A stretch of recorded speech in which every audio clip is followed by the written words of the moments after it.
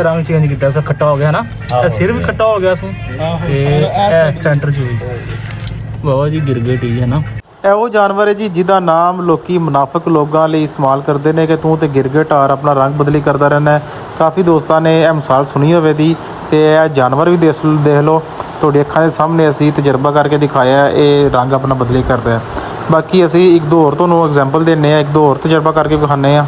ਇਹ ਚੈੱਕ ਕਰੋ, ਸੀਟ ਤੇ ਰੱਖਿਆ ਕਾਲਾ ਰੰਗ ਚੜੇ ਹੈ ਨਾ, ਉਸ ਤੋਂ ਬਾਅਦ ਇਹ ਵੀ ਕਾਲਾ ਹੋਇਆ ਕਾਲੇ ਰੰਗ ਦੀ ਸੀਟ ਪਿੰਜਰੇ ਵਿੱਚ ਪਾਓ ਘਰ ਕਲੇਜੀ ਤੇ ਘਰ ਹੈ ਉਹ ਸਾਹਮਣੇ ਉਹ ਵਾਕਈ ਓਏ ਮੈਂ ਤੈਨੂੰ ਝੂਠ ਤੇ ਐਂਦੇ ਪੀਲੇ ਬ్రో ਇੱਥੋਂ ਹੀ ਨੂਰਾ ਕਰੋ ਹਜੇ ਤੇ ਇਹ ਪੀਲੇ ਤੇ ਰੱਖ ਪੀਲੇ ਤੇ ਇਹ ਦੇਖ ਅਸਲ ਲੇਟਰਾ ਪਿੱਛੇ ਤੂੰ ਹੀ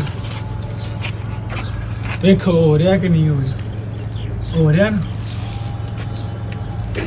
ਨਹੀਂ ਜਿੱਕਣ ਦਾ ਅਸੀਂ ਵੀਡੀਓ 'ਚ ਵੇਖੇ ਆ ਨਾ ਉਹਦੇ ਤੇ ਭਾਂ ਦਸਤੀ ਚੇਂਜ ਕਰ ਦਿੰਦਾ ਹੈ ਨਾ। ਤੇ ਉਹ ਕੀ ਹੈ ਆਹੋ ਪੀਲਾ ਹੋਇਆ ਓਏ ਆਹੋ ਇਹ ਹੁੰਦਾ ਸਪਿਆ ਇੱਥੋਂ ਇਹ ਪੀਲਾ ਉਤਲੀ ਪੀਲਾ ਹੋਇਆ ਏ। ਤੇ ਤੁਸੀਂ ਸਾਰੇ ਭਰਾ ਇਸ ਜਾਨਵਰ ਦੇ ਬਾਰੇ ਕਮੈਂਟਾਂ 'ਚ ਜ਼ਰੂਰ ਦੱਸੋ ਕਿ ਗਿਰਗਿਟ ਹੀ ਹੈ ਜਾਂ ਕੋਈ ਹੋਰ ਚੀਜ਼ ਹੈ। ਤੇ ਕੈਸੀ ਲੱਗੀ ਤੁਹਾਨੂੰ ਵੀਡੀਓ? ਅਗਰ ਅੱਛੀ ਲੱਗੀ ਹੈ ਤੇ ਦਨਾਨ ਬੋਟ 170 ਪੇਜ ਨੂੰ ਫੋਲੋ ਕਰੋ, ਇਸ ਵੀਡੀਓ ਨੂੰ ਸ਼ੇਅਰ ਕਰੋ। ਮਿਲਦੇ ਕਿਸੇ ਹੋਰ ਅੱਛੀ ਵੀਡੀਓ 'ਚ। ਅੱਲਾ ਹਾਫਿਜ਼।